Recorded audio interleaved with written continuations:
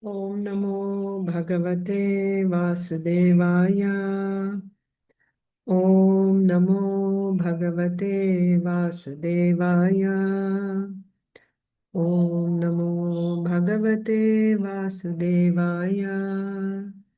Narayanam Namaskritya Naram Chaiva Narottamam Devim Saraswatim Vyasam Tato Jayam Mudirayet नष्टप्रायेष्वभद्रेषु नित्यं भागवत सेवया भगवत्युत्तमश्लोके भक्तिर्भवति नैष्ठिकी. Srimad Bhagavatam, Canto 4, Chapter 15. This is the second session of the story of King Pṛthu. In the previous session, we read chapters 13 and 14. In chapter 13, we saw the descendants of Dhruva Maharaj. And in that, we read about King Anga. And in chapter 14, we read about King Vena.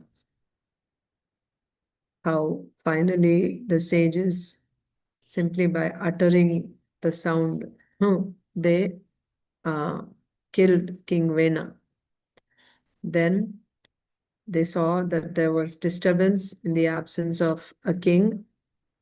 The rogues and thieves were plundering the citizens.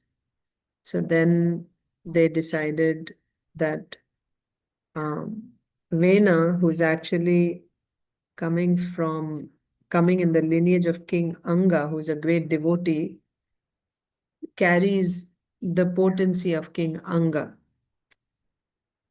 which is prone to produce devotees.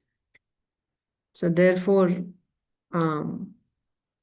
they churned the arms of King Vena, the body of King Vena. And then we saw how the first person that appeared was Bahuka. Chapter 13, that chapter 14 actually.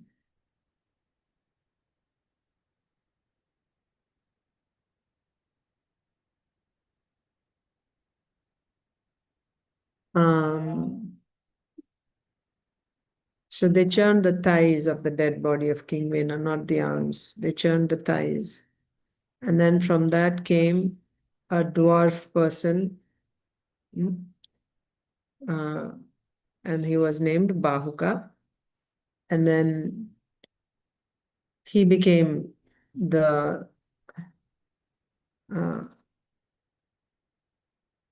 he's called Nishada. And he took charge of all the resultant actions of King Vena's sinful activities. So that's how chapter 14 ended. Now we'll begin chapter 15. King Pṛthu's appearance and coronation. Text 1.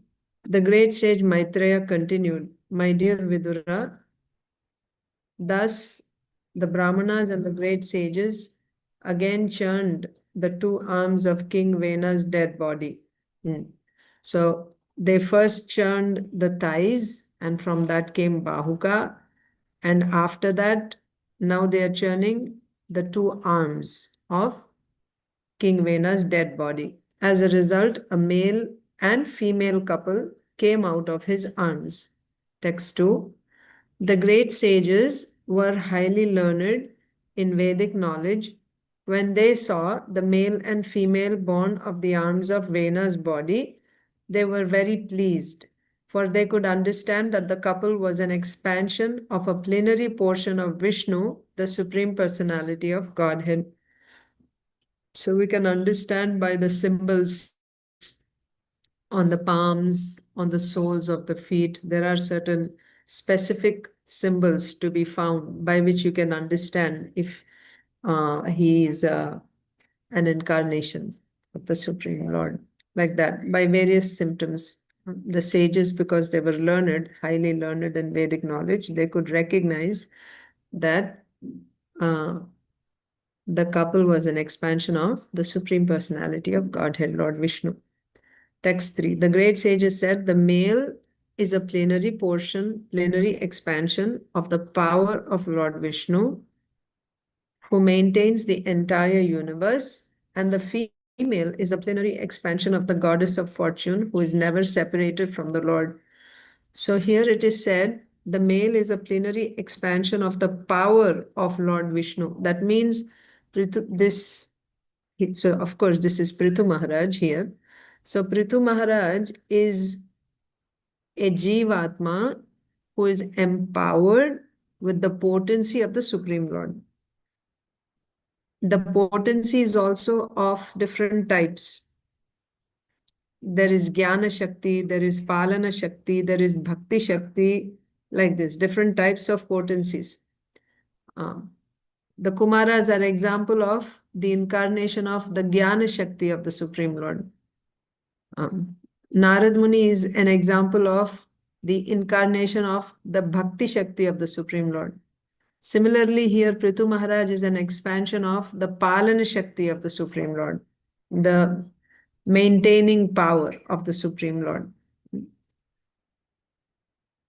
So obviously this is Shakti Avesha avatar, Shakti Avesha. So Avesha and Vibhuti. What are the differences between that? Avesha, Shakti Avesha avatar, Avesha and Vibhuti differences. In Shakti Avesha avatar, it's called an avatar when the potency is in greater quantity. If the potency is in very small, insignificant quantity, then it is called Vibhuti. The demigods are examples of Vibhuti. They also have the power of the Lord, but in very small quantities. So they are called Vibhutis. But here, Pṛthu Maharaj is called Avatar, Shakti Avesha Avatar, because he has this Palana Shakti or maintaining or ruling potency of the Supreme Lord. And why an avatar? Because that potency is in greater quantity. You can take example of Indra. Indra also has ruling potency, but that potency is very small compared to the potency in avatar. Therefore, Indra is a Vibhuti, whereas Pṛthu Maharaj is avatar. And the female personality that appeared is an expansion of Lakshmi Devi herself, who is never separated from the Lord. Text 4. Of the two, the male will be able to expand his reputation throughout the world. His name will be Pṛthu. Indeed, he will be the first among kings. Who is saying this? The sages. The sages who were churning the arms of the dead body of King Vena, and by that these two personalities appeared, a male and a female. Seeing the male and female, they are saying that they are actually an expansion of the potency of the Supreme Lord, and also of the two, the male will be able to expand his reputation throughout the world. His name will be Pṛthu. Indeed, he will be the first among kings. The female, text 5, the female has such beautiful teeth and beautiful qualities that she will actually beautify the ornaments she wears. Her name will be Archi. In the future, she will accept King Pṛthu as her husband. So one more point here. Sometimes there's a question, how is it that both are appearing simultaneously? That means they are appearing from the same father, if you want to say. So they are both siblings supposed to be. And how they're getting married. This question sometimes devotees ask. Actually, these rules, dharma is meant for human community. It is not even applicable. The rules and the Manusmriti has rules and regulations that are meant for a human community, Varnashrama Dharma. This is meant for human community. It is not applicable to the higher communities. Like the Prajapatis or the demigods, they don't have the same rules. And what to speak of the Supreme Personality of Godhead. Here, he is an incarnation of the Supreme Lord. Like that. And as it is already said, the male is Lord Vishnu's expansion and the female is Lakshmi Devi's expansion. Lakshmi Devi is the eternal consort of Lord Vishnu. So the female has such beautiful teeth and beautiful qualities that she will actually beautify the ornaments she wears. Normally, we see by wearing ornaments, a woman becomes beautiful. But here, the ornaments are becoming beautiful when they're put on Archie. Her name will be Archie. In the future, she will accept King Pṛthu as her husband. Text 6. In the form of King Pṛthu, the Supreme Personality of Godhead has appeared through a part of his potency. The Supreme Lord has appeared through a part of his potency to protect the people of the world. So this is the ruling potency of the Lord. So he appeared to protect the people of the world. The goddess of fortune is the constant companion of the Lord, and therefore she has incarnated partially as Archie to become King Pṛthu's queen. So Lakshmi Devi is always with Lord Vishnu, and because a portion of the Lord's potency has appeared, a portion of Lakshmi Devi's potency has also appeared because she always stays with the Lord. Text 7. The great sage Maitreya continued, My dear Vidurji, at that time, all the Brahmanas highly praised and glorified King Pṛthu, and the best singers of Gandharva-loka chanted his glories. The inhabitants of Siddha-loka showered flowers, and the beautiful women in the heavenly planets danced in ecstasy when Pṛthu Maharaj and Archie appeared. So we see all the Brahmanas and the Gandharvas from the Gandharva-loka, from Siddha-loka, they were showering flowers. Apsaras were dancing, Gandharvas were singing, and Brahmanas were glorifying Pṛthu Maharaj. Text 8.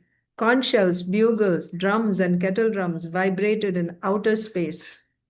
So they were playing the musical instruments in outer space. Great sages, forefathers, and personalities from the heavenly planets all came to Earth from various planetary systems on the appearance of Pṛthu Maharaj. From all over the universe, from different planetary systems, personalities came down. From heavenly planets, they came. Forefathers means from Pitraloka, like that. Great sages from higher planets. Sages reside in Maharloka, Janaloka, Tapoloka, like this. So from all over the universe, we see personalities came when Pṛthu Maharaj appeared. Text 9 and 10. Lord Brahma, the master of the entire universe, arrived there, accompanied by all the demigods and their chiefs. Seeing the lines of Lord Vishnu's palms on King Pṛthu's right hand and impressions of lotus flowers on the soles of his feet, Lord Brahma could understand that King Pṛthu was a partial representation of the Supreme Personality of Godhead. One whose palm bears the sign of a disc, chakra, as well as other such lines, should be considered a partial representation or incarnation of the Supreme Lord. So by these symbols on the palms and soles, Brahmaji recognized Pṛthu Maharaj as an incarnation of Lord Vishnu. The learned Brahmanas who were very attached to the Vedic ritualistic ceremonies then arranged for the king's coronation. So it's not like he appeared as a small baby. No, when he appeared, he just appeared as a fully, an incarnation of Lord Vishnu. So he appeared as a king. So they were all glorifying, and then they arranged for his coronation because his function is going to be that of a king. He's going to be the original king. So for him to begin his duties as a king or to play his role as a king, they were going to arrange for his coronation. People from all directions collected all the different paraphernalia for the ceremony. Thus, everything was complete. Text 12. All the rivers, seas, hills, mountains, serpents, cows, birds, animals, heavenly planets, the earthly planet, and all other living entities collected various presentations according to their ability to offer the king. So now the coronation is completed. Now, after coronation, all the various types of living entities from all over the universe, actually, they have come forward, they came forward to offer gifts to the king. Text 13. Thus, the great King Pṛthu, exquisitely dressed with garments and ornaments, was coronated and placed on the throne. The king and his wife Archi, who was also exquisitely ornamented, appeared exactly like fire. Text 14. The great sage continued, My dear Vidura, Kuvera presented the great King Pṛthu with a golden throne. So now, who gave which gifts is being said? Kuvera gave a throne, a golden throne. The demigod Varuna presented him with an umbrella that constantly sprayed fine particles of water and was as brilliant as the moon. Kuvera gave a throne, Varuna gave an umbrella that sprayed mist, fine water particles. And it was like the moon, that umbrella, white as moon, brilliant as the moon. Text 15. The demigod of air, Vayu, presented King Pṛthu with 2 whisks, chamaras, of hair. The king of religion, Dharma, presented him with a flower garland which would expand his fame. So Vayu gave chamaras, Varuna gave umbrella, and who's before Varuna? Kuvera gave a golden throne. Vayu gave whisks, and Dharma gave a garland that would expand his fame. The king of heaven, Indra, presented him with a valuable helmet, crown. Indra gave a crown. And the superintendent of death, Yamaraj, presented him with a scepter with which to rule the world. Yamaraj gave a scepter. So, text 16. Lord Brahma presented King Pṛthu with a protective garment made of spiritual knowledge. A garment of spiritual knowledge. It's a protective garment made of spiritual knowledge. Bharati, Saraswati, the wife of Brahma, gave him a transcendental necklace. Lord Vishnu presented him with a Sudarshan disc. So again, this Sudarshan disc which Pṛthu Maharaj got is also an expansion of the Sudarshan disc of Lord Vishnu. The way Pṛthu Maharaj is a partial expansion, similarly the Sudarshan Chakra which was given to him is also a partial expansion of the original Sudarshan Chakra. So Lord Vishnu presented him with a Sudarshana disc, and Lord Vishnu's wife, the goddess of fortune, gave him imperishable opulences. Imperishable opulences. Whereas Saraswati Devi gave him a necklace, and Brahmaji gave him a protective garment of spiritual knowledge. Text 17. Lord Shiva presented him with a sword within a sheath marked with 10 moons, and his wife, the goddess Durga, presented him with a shield marked with 100 moons. So Lord Shiva gave a sword and Durga Devi gave a shield. The moon demigod presented him with horses made of nectar. Horses. Moon god gave horses that are made of nectar. And the demigod Vishwakarma presented him with a very beautiful chariot. Vishwakarma gave a beautiful chariot. The demigod of fire, Agni, presented him with a bow made of the horns of goats and cows. Bow. The sun god presented him with arrows as brilliant as sunshine. The predominating deity of Bhurloka presented him with slippers full of mystic power. The demigods from outer space brought him presentations of flowers again and again. Text 19. The demigods who always travel in outer space gave King Pṛthu the arts to perform dramas, sing songs, play musical instruments, and disappear at his will. The great sages also offered him infallible blessings. The ocean offered him a conch shell produced from the ocean. Ocean offered him a conch shell. Sages offered blessings. Demigods gave arts to perform dramas, singing songs, etc. Text 20. The seas, mountains, and rivers gave him room to drive his chariot without impediments. And a Suta, a Magadha, and a Vandi offered prayers and praises. They all presented themselves before him to perform their respective duties. Suta, Magadha, and Vandi, I'm forgetting now, but I had read it in the 10th canto, or while reading the 10th canto, I heard about them on Nandotsava, the Suta, Magadha, and Vandis, they glorify.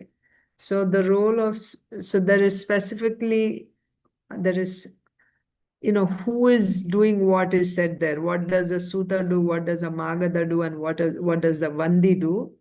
I forget the details of who does what, but one person is glorifying the king's activities. The other person is telling his history of other kings and, ancestors like that. And the other one is actually telling Pauranika stories from Puranas like that. So they came here to glorify King Pṛthu Maharaj. Text 21. Thus, when the greatly powerful King Pṛthu, the son of Vena, saw the professionals before him to congratulate them, he smiled, and with the gravity of the vibrating sounds of clouds, he spoke as follows. So they have come to glorify. Why? There's a science actually. Why the Sutas, Magadhas, and Vandis, they glorify the king to keep him inspired, because a Kshatriya has a very difficult task of ruling and protecting the citizens. So to keep him enlivened, encouraged, they talk of his glories. You're such a great king, and also of his ancestors, so that he may live up to the standards like that, and also glorifying his activities so that he feels enthused like that. So they all came. King Pṛthu said, O gentle Suta, Magadha, and other devotees offering prayers, the qualities of which you have spoken are not distinct in me. Why then should you praise me for all these qualities when I do not shelter these features? I do not wish for these words meant for me to go in vain, but it is better that they be offered to someone else. So when they came forward and they started saying his prayers, their glorifications, they started glorifying Pṛthu Maharaj. Pṛthu Maharaj said that whatever qualities you're speaking of that are in me, I appeared just now. You haven't seen any of my qualities or any of my activities, and you're saying that I'm this and I'm that and I haven't done anything. Why are you glorifying me when I have not done anything? These qualities are not distinct in me. They're not seen in me. Why should you praise me for those qualities which I don't have? So they said, the Magadha said, but they will come. We know we are glorifying you because we know that these qualities will be manifest in you for sure in future, because they heard from the sages. So then Pṛthu Maharaj said, okay, then you can glorify me when I actually do those activities, and when those qualities are manifest in me, then you can glorify me. Now you should not glorify me because those qualities haven't taken birth in me yet. They're not manifested yet. So then they said, but why are you so afraid? We are confident that those qualities will manifest in you. Why are you afraid? Why don't you accept our glorification? So Pṛthu Maharaj is saying, I do not wish for these words. That means your words will become lies. They'll become false. What if the qualities are not manifest? And you have said now, then your words will go in vain. I don't want that. So instead of glorifying me, you should go and glorify that person in whom these qualities are there. Like that, Pṛthu Maharaj said. Text 23. O gentle reciters, offer such prayers in due course of time, when the qualities of which you have spoken actually manifest themselves in me. The gentle who offer prayers to the Supreme Personality of Godhead do not attribute such qualities to a human being who does not actually have them. Yeah, glorification is meant for the Supreme Lord. You should not glorify a person who doesn't have those qualities falsely, right? Yeah. The gentle who offer prayers to the Supreme Personality of Godhead do not attribute such qualities to a human being who does not actually have them. Text 24. How could and then even if somebody is glorifying me, first of all, a gentle person should not offer false glorification. That means when someone doesn't have that quality, you shouldn't speak of that. And even if somebody is speaking like that to you, if you are an intelligent person, you will not accept such glorification. If you don't have those qualities, you should not accept that glorification, because such words are simply an insult. If you don't have those qualities and somebody is saying that you have this and that, those words are actually an insult. So an intelligent person will not accept such false glorification. Text 24. How could an intelligent man competent enough to possess such exalted qualities allow his followers to praise him if he did not actually have them?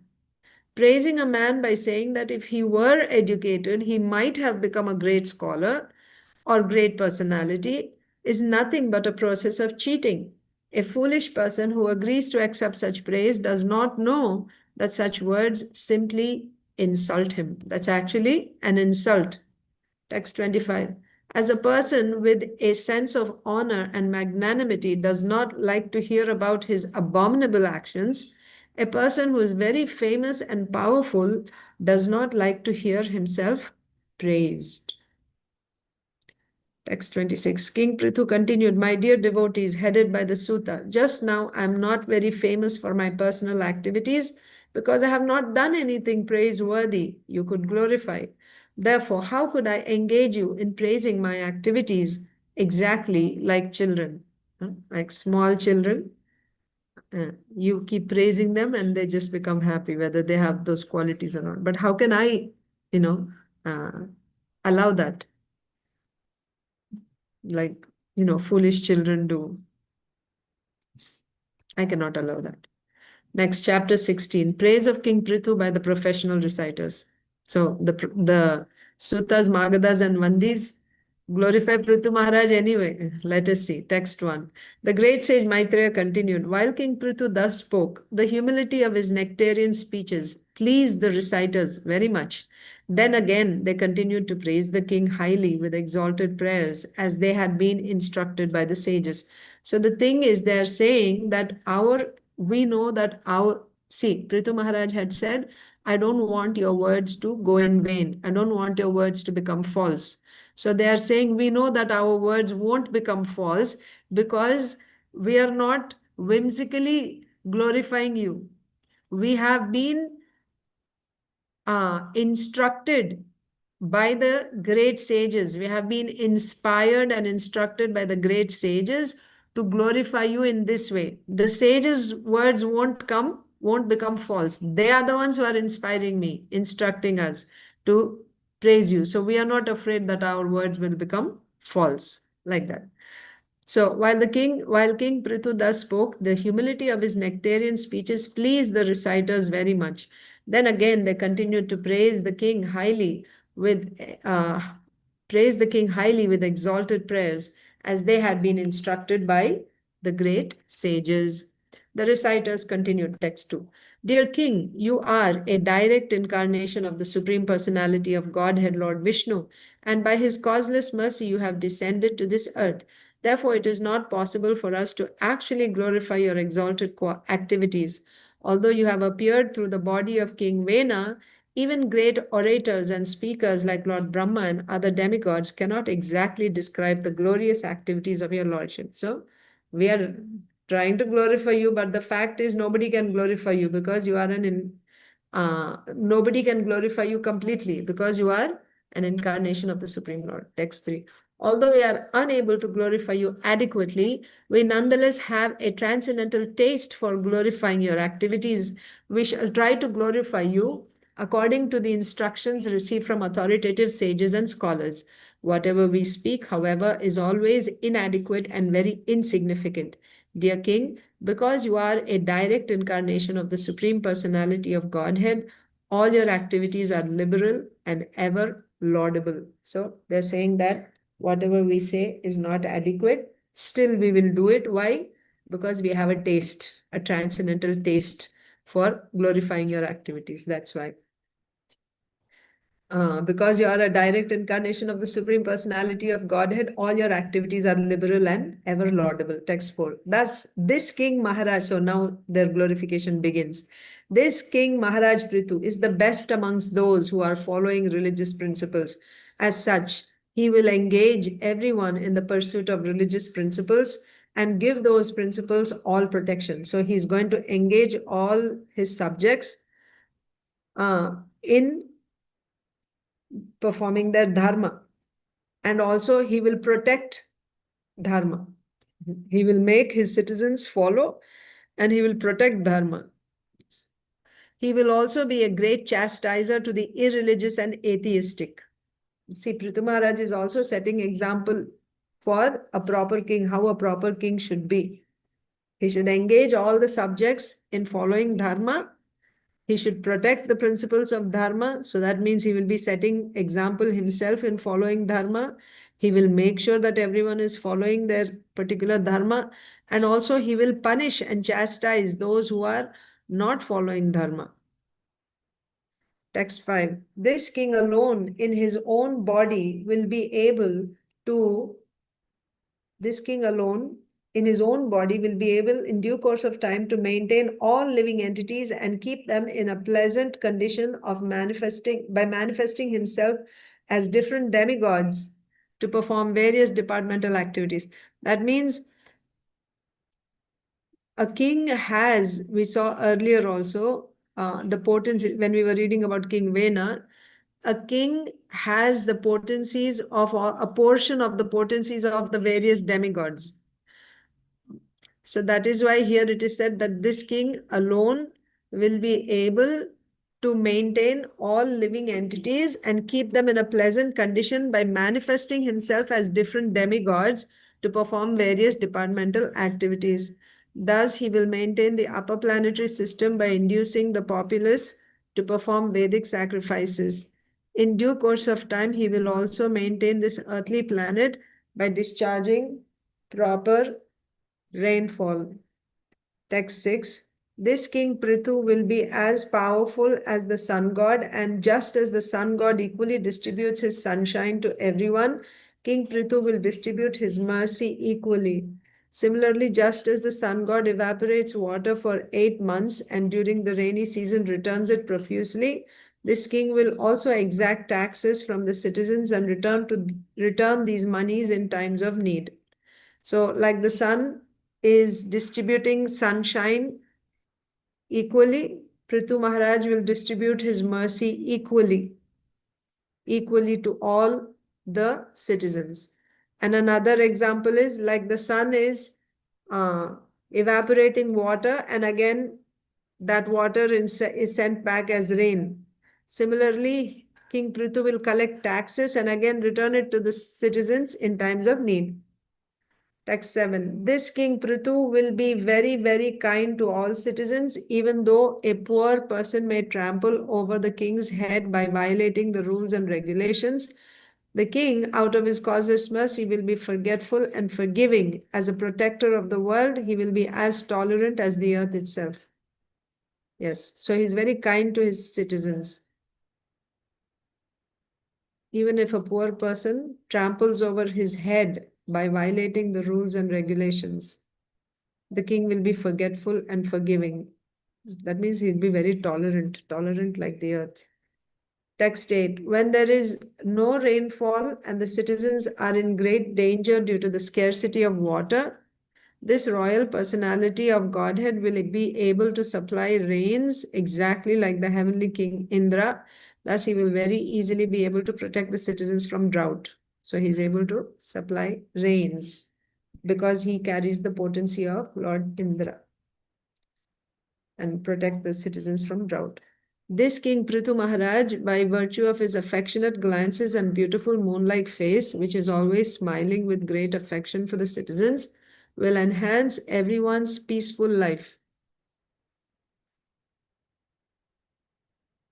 Smiling with great affection for the citizens will enhance everyone's peaceful life. So he's very affectionate to the citizens. Text 10. The reciters continued, no one will be able to understand the policies the king will follow. His activities will also be very confidential, and it will not be possible for anyone to know how he will make every activity successful. This is actually the quality of a kshatriya. A kshatriya, by looking at his face, you cannot understand what's going on in his heart, in his mind, what he's thinking, because he can act in a completely opposite way. Like he may be thinking of killing the enemy, but externally he may be smiling and, like, uh, it'll be very difficult to understand what's going on in his mind. That's a Kshatriya's quality. It's required for a Kshatriya. Brahmana is the opposite. Whatever is there in his heart will be visible. Face is the index of the mind. That is for the Brahmana. Straightforward. But Kshatriya, no. He is diplomatic. He won't show what is going on in his heart. So here about Pṛthu Maharaj, he's the king. So no one will be able to understand his policies, and his activities will be very confidential. The other thing is the king has many spies, right? So his activities are very confidential, and it will not be possible for anyone to know how he will make every activity successful. His treasury will always remain unknown to everyone. He will be the reservoir of unlimited glories and good qualities, and his position will be maintained and covered just as Varuna, the deity of the seas, is covered all around by water.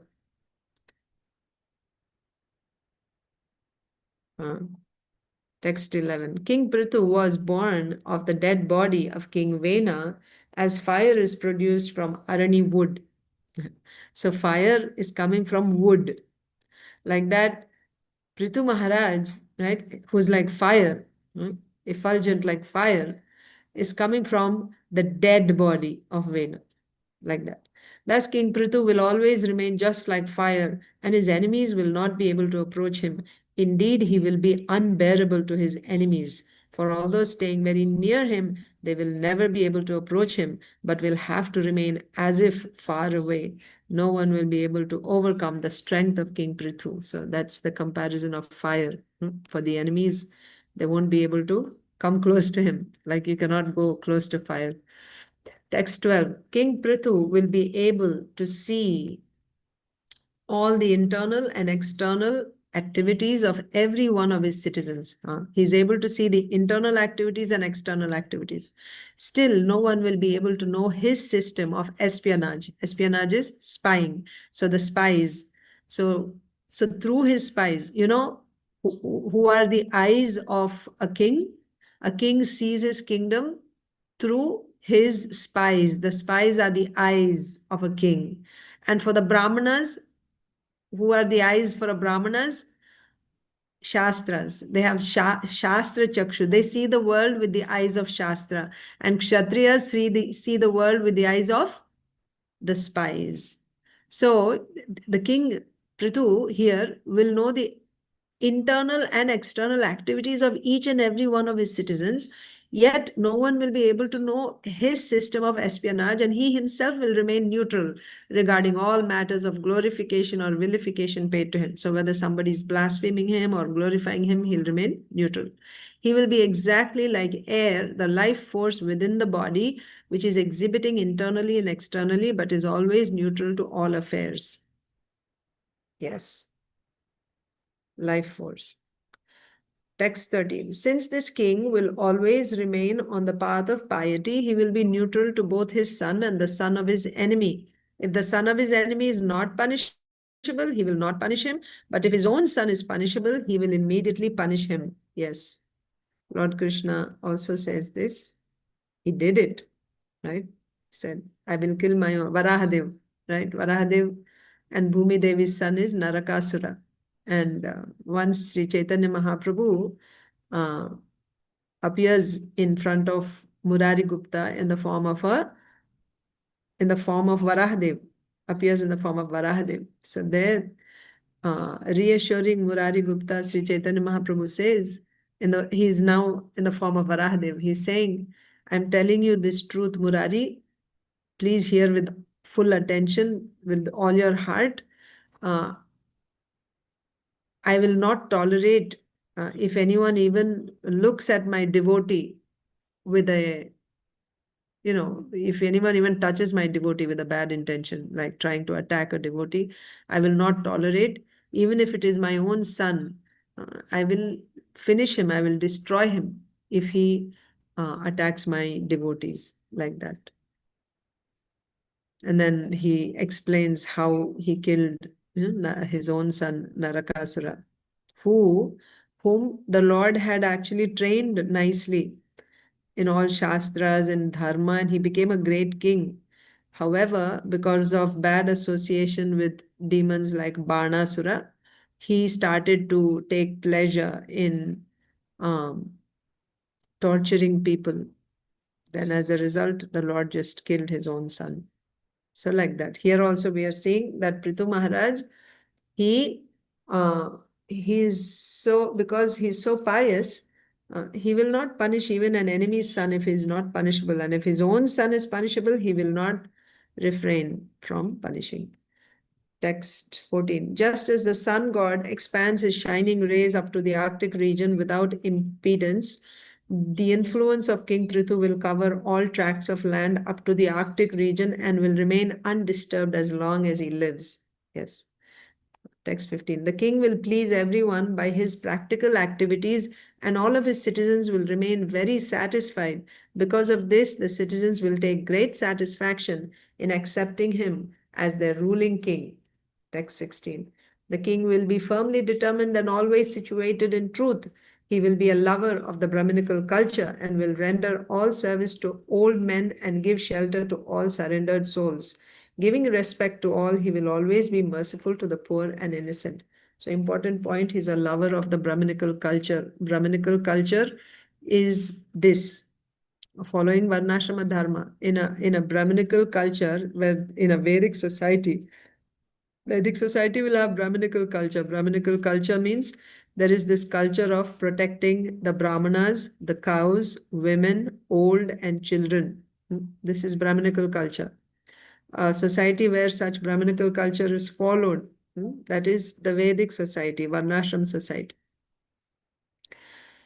So he will be a lover of Brahminical culture and will render all service to old men and give shelter to all surrendered souls. Yes. Giving respect to all, he will always be merciful to the poor and innocent. Text 17. The king will respect all women. Again, Brahminical culture. He will respect all women as if they were his own mother, and he will treat his own wife as the other half of his body. He will be just like an affectionate father to his citizens, and he will treat himself as the most obedient servant of the devotees who always preach the glories of the Lord. So wonderful. He will serve the old. He will respect the women like his mother. He will treat his wife like the other half of his body. And he is affectionate to the citizens like a father. He sees all the citizens like his own children.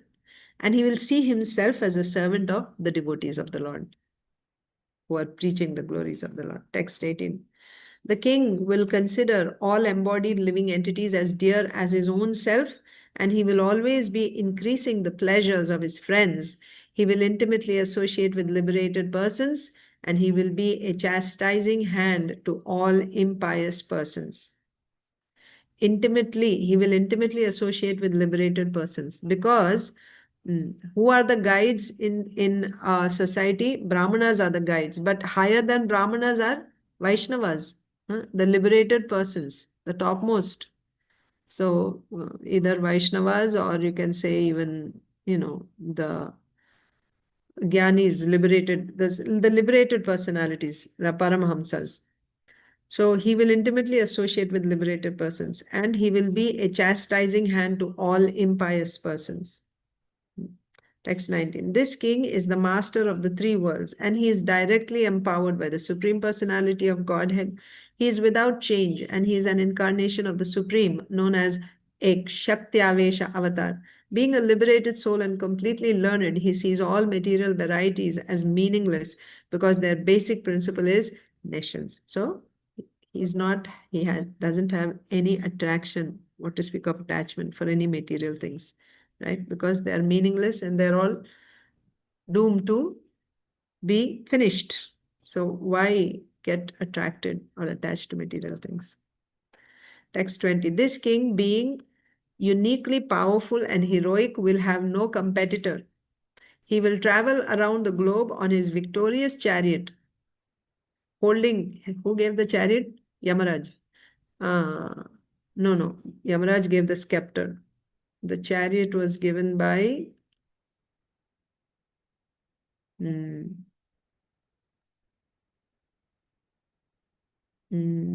I forget who gave the chariot.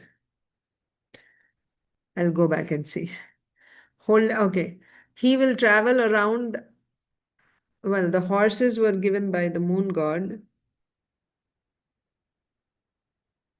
Yeah, I'll check again. He will travel around the globe on his victorious chariot, holding his invincible bow in his hand and appearing exactly like the sun, which rotates in its own orbit from the south. Text 21. When the king travels all over the world, other kings as well as the demigods will offer him all kinds of presentations. Their queens will also consider him the original king who carries in his hands the emblems of club and disc. The original king means the Supreme Lord, who carries in its hand, or he is the original king, yes, who's carrying Sudarshan Chakra and Gada, and will sing of his fame, for he will be as reputable as the Supreme Personality of Godhead. Text 22. That means the kings, other kings, demigods, and their wives, everyone is glorifying him as the original king. This king, this protector of the citizens, is an extraordinary king and is equal to the Prajapati demigods. For the living facility of all citizens, he will milk the earth, which is like a cow. Not only that, but he will level the surface of the earth with the pointed ends of his bow, breaking all the hills exactly as King Indra, the heavenly king, breaks mountains with his powerful thunderbolt. So what else is Pṛthu Maharaj going to do? He is going to milk the earth. So this will come in the future chapter, that the earth takes the form of a cow and she is running. Why? Because of Vena's rule, Vena stopped all yagyas. As a result, everything we need is coming from the earth. Earth is producing whatever we need. Flowers, fruits, vegetables, minerals, everything's coming from the earth. But when do we get all these? When we perform yagya. Annad bhavanti bhutani parjanyad anna sambhava yagyad bhavati parjanya yagya karma samudbhava. When we do yagya, then there is rains. By rains, then there is, crops coming up and we get food. Krishna said in Bhagavad Gita. So Bhumi Devi is providing everything, provided we do yagya. When we do yagya, all the demigods are satisfied. Ishtan bhogan wo deva dasyante yagya bhavita. Tair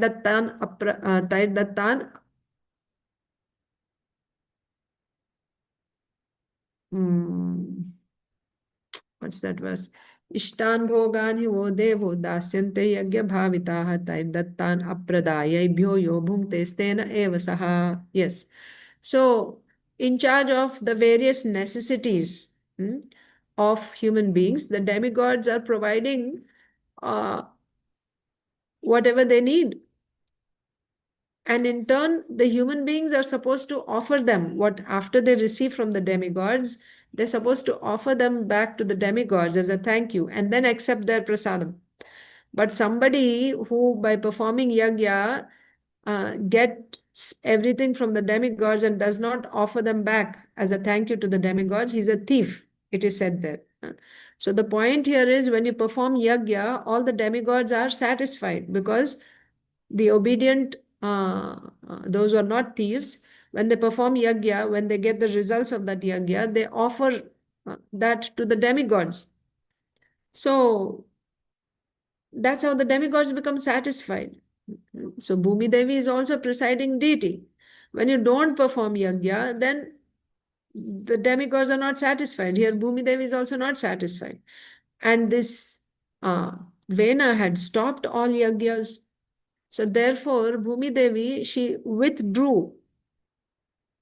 She kept everything within herself, inside her womb. She stopped producing anything.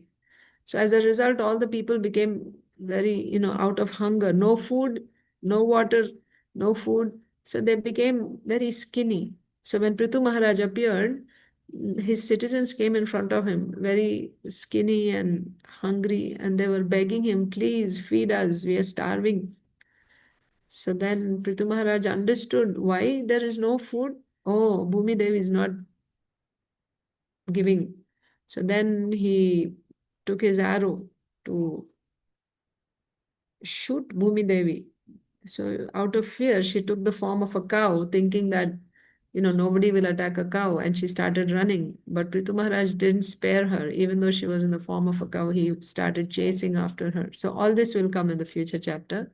So that's what is being said here, that for the living facility of all citizens, he will milk the earth. So after that, Bhumi Devi, she'll stop who's in the form of a cow, and then there's a dialogue between the two of them, and she's saying how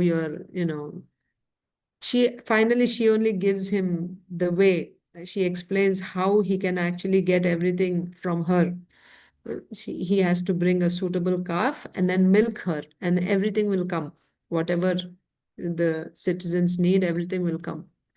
So that's why here it is said, for the living facility of all citizens, he will milk the earth, which is like a cow. Not only that, he will level the surface of the earth with the pointed ends of his bow. So, the earth has highs and lows. So it was not properly inhabitable. So it was Pṛthu Maharaj who leveled the earth and also created cities like that. The plan, organization of cities, etc. That was done by Pṛthu Maharaj. He will level the surface of the earth with the pointed ends of his bow, breaking all the hills, exactly as King Indra, the heavenly king, breaks mountains with his powerful thunderbolt. Text 23. When the lion travels in the forest with its tail turned upward, all menial animals hide themselves. Similarly, when King Pṛthu will travel over his kingdom and vibrate the string of his bow, which is made of the horns of goats and bulls and is irresistible in battle, all demoniac rogues and thieves will hide themselves in all directions. Yes. 24. At the source of the river Saraswati, this king will perform 100 sacrifices known as Ashwamedha. In the course of the last sacrifice, the heavenly king Indra will steal the sacrificial horse. So this also we will see. This king Pṛthu will meet Sanat Kumar, one of the 4 Kumaras, in the garden of his palace compound. The king will worship him with devotion and will be fortunate to receive instructions by which one can enjoy transcendental bliss. So this we will see in chapters 22, 23. Sanat Kumar's instructions to Pṛthu Maharaj. 22, chapter 22. So the king will worship him with devotion and will be fortunate to receive instructions by which one can enjoy transcendental bliss. Text 26. In this way, when the chivalrous activities of King Pṛthu come to be known to the people in general, King Pṛthu will always hear about himself and his uniquely powerful activities. Text 27. No one will be able to disobey the orders of Pṛthu Maharaj. After conquering the world, he will completely eradicate the threefold miseries of the citizens. Then he will be recognized all over the world. At that time, both the Suras and the Asuras will undoubtedly glorify his magnanimous activities. Dhira Dhira Jana Priyakaro. So they are the great devotees of the Lord. This is said about the Shad Goswamis. They are dear to both the gentle and the ruffians, like that. Here also it is said, at that time, both the Suras and the Asuras will undoubtedly glorify his magnanimous activities. So thus ends chapter 16. And in the next session, we will read the next two chapters. I will stop here. Grantaraj Srimad Bhagavatam ki jai. Pṛthu Maharaj ki jai. Let me see.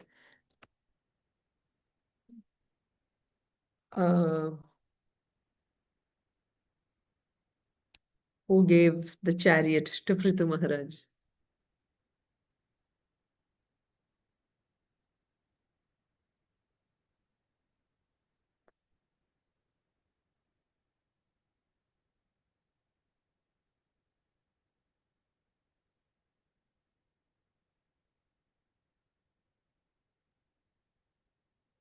Beautiful chariot. Vishwakarma. Demigod Vishwakarma presented him with a beautiful chariot. And we see the bow made with horns of goats and cows, which Pṛthu Maharaj is using, that was given by Agni. Okay, the bow is given by Agni and the chariot by Vishwakarma. Okay, we will stop there.